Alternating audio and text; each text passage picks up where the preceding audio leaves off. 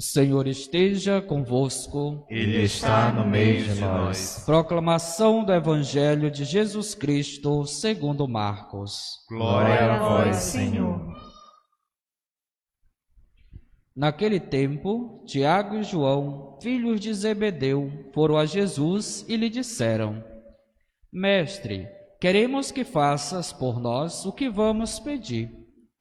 Ele perguntou: O que quereis que eu vos faça?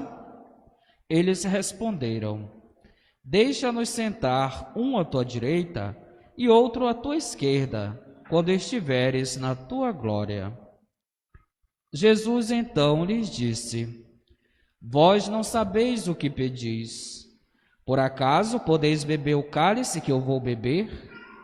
Podeis ser batizado com o batismo com que vou ser batizado? Eles responderam: Podemos. E ele lhes disse: Vós bebereis o cálice que eu devo beber, e sereis batizado com o batismo com que eu devo ser batizado. Mas não depende de mim conceder o lugar à minha direita ou à minha esquerda. É para aqueles a quem foi reservado.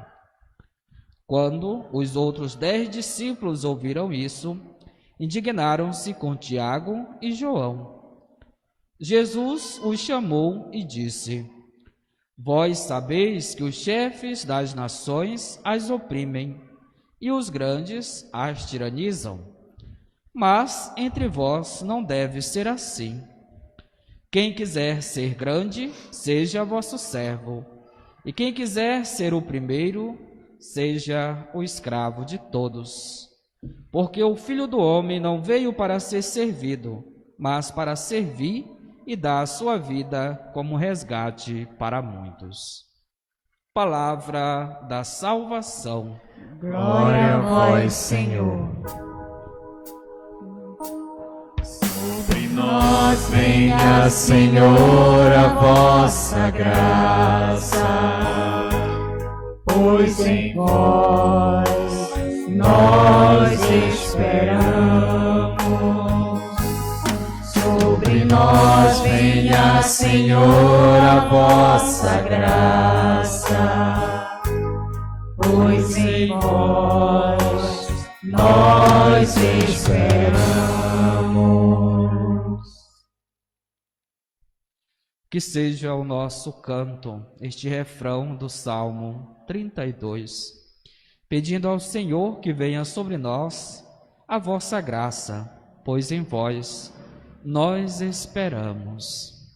Meus amados irmãos e irmãs, diante de nossos pensamentos, dos nossos desejos, intuições, que por vezes se distanciam da vontade, do projeto de Deus, devemos pedir a graça de Deus, para que tenhamos um coração despojado dos interesses próprios, dos nossos interesses pessoais, para que a nossa vida, a nossa missão, verdadeiramente venha a ser um serviço a Deus e à sua Igreja.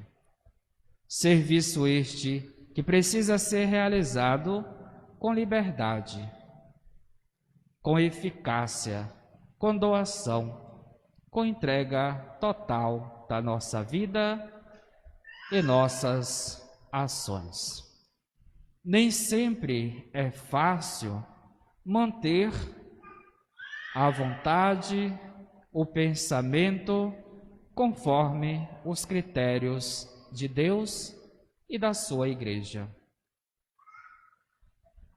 A própria palavra de Deus, em outro momento, vai nos dizer que os pensamentos de Deus não são como os nossos pensamentos, assim também como os seus caminhos não são como os nossos caminhos.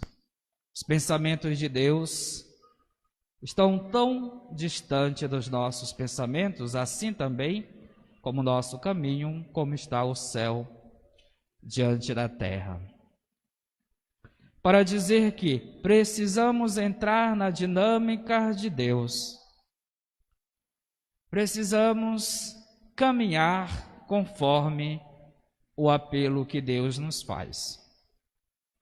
E a igreja, por 2 anos, vai viver este apelo do sínodo que inicia este ano e que vai se concluir somente em 2023, por uma igreja sinodal, comunhão, participação e missão.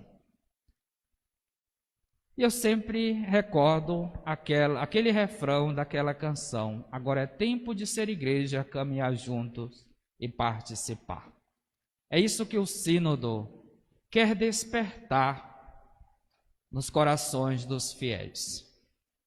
E o Papa Francisco tenta resgatar aquilo que é próprio da igreja, da sua essência, que sempre foi comunhão. E Deus sempre foi participação na vida e na história humana. Deus sempre quer participar de tudo em nossa vida. Tudo aquilo que o agrada. Tudo aquilo que assemelha ao nosso Criador. Viver a comunhão significa dizer: Deus vai agir através de mim, Deus vai falar através de mim, para que tudo o que eu fizer esteja em sintonia com a Trindade Santa. Tudo o que eu fizer possa também estar respaldado por aquilo que a igreja coloca diante de nós, como fé, como doutrina e como missão também. Viver a comunhão não pode se tornar uma utopia, algo distante de nós, difícil de se realizar, ou ainda uma fantasia. Precisamos começar aqui e agora a fazermos esta experiência de comunhão. E nós fazemos da nossa obediência a Deus, ao nosso Papa Francisco, aos nossos bispos, sacerdotes e todos aqueles que trabalham, que servem o reino de Deus.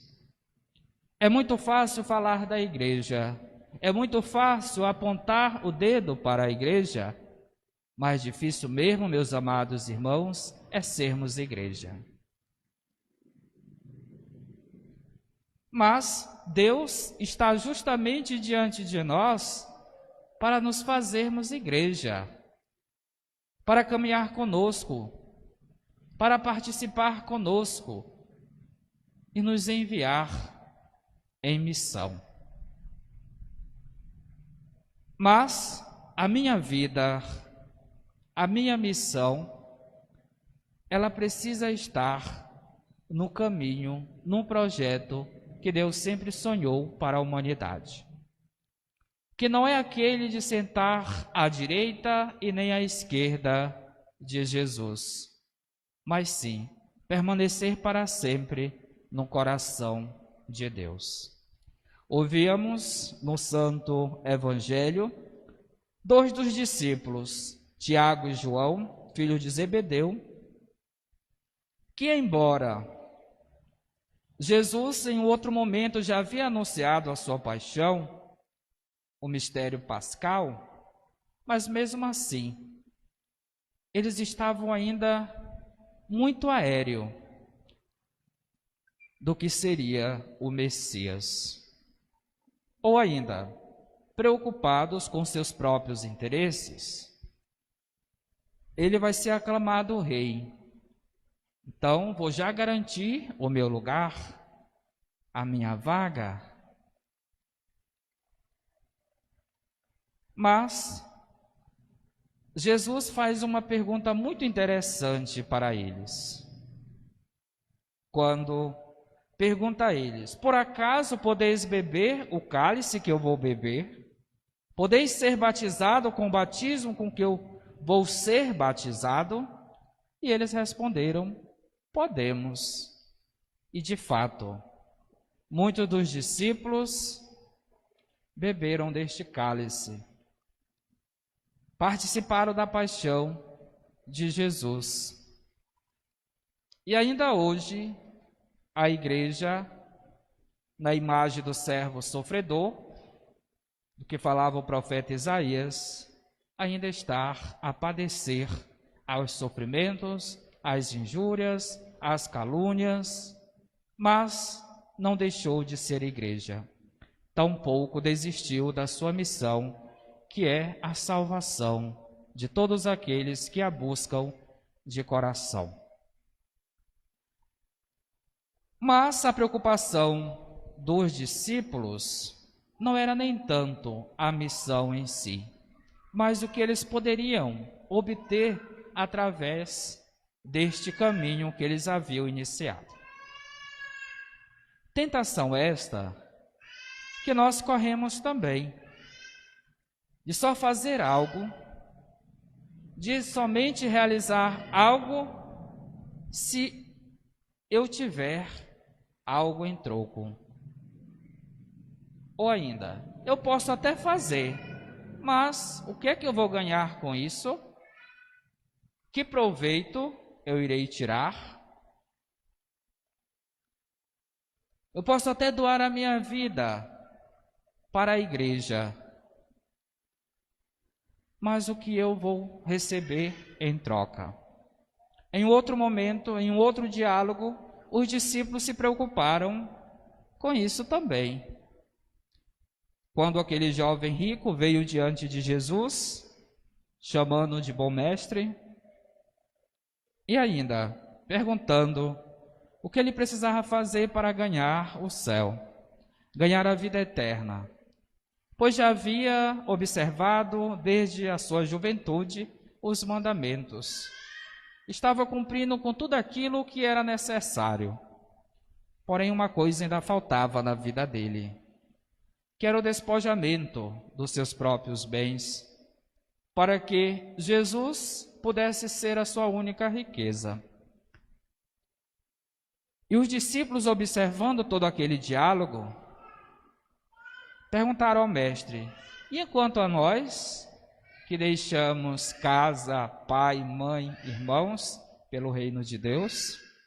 Então, esta preocupação da recompensa, de uma teologia da prosperidade, pode nos atrapalhar na nossa caminhada.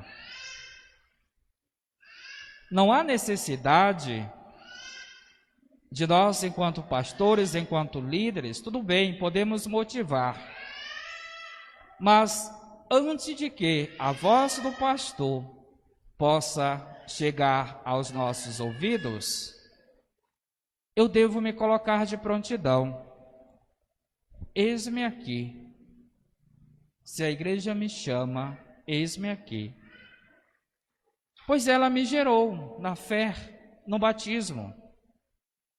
Ela me capacitou, confirmou o meu batismo com o sacramento do crisma, e por isso agora ela precisa de mim, e eu devo me colocar a serviço. Mas o nosso estar, o nosso servir, o nosso dispor, não pode estar preocupado com o primeiro lugar, com o status, ou com aquilo que eu devo receber em troca, como eu já havia dito. Mas sim, o serviço. Quem quiser ser o primeiro, quem quiser ser o maior, que seja o servo de todos. E assim se configura o reino de Deus, o projeto de Deus. Por isso que iniciamos a nossa meditação, a nossa reflexão, com o refrão do Salmo 32, que é uma oração: sobre nós venha, Senhor, a vossa graça, porque sozinhos não somos capazes, nem mesmo de nos salvar. Por isso que Deus enviou o seu único Filho pela nossa salvação. porque vivíamos uma vida miserável. A nossa vida era uma desgraça no sentido de ausência de graça. Mas Deus restitui toda a sua graça para que nele possamos nos alegrar e nos aproximando, nos encontrando com ele, que é a nossa salvação. Portanto, meus amados irmãos e irmãs, que a liturgia que nós estamos participando abra o nosso coração para a missão, para o discipulado, para o apostolado da Igreja, que é nossa mãe, pois ela nos gerou na graça batismal. Que seja o nosso sim, que seja a nossa prontidão em dizer: eis-me aqui, Senhor, envia-me. Mas permaneça ao meu lado, segura minhas mãos, continue me capacitando, tirando do meu coração tudo aquilo que possa atrapalhar neste processo, neste caminho de salvação. Que a bem-aventurada sempre Virgem Maria, Nossa Senhora de Nazaré, interceda por cada um de nós, para que a nossa vida seja sempre comunhão, participação e missão. E louvado seja nosso Senhor Jesus Cristo. Para sempre seja louvado.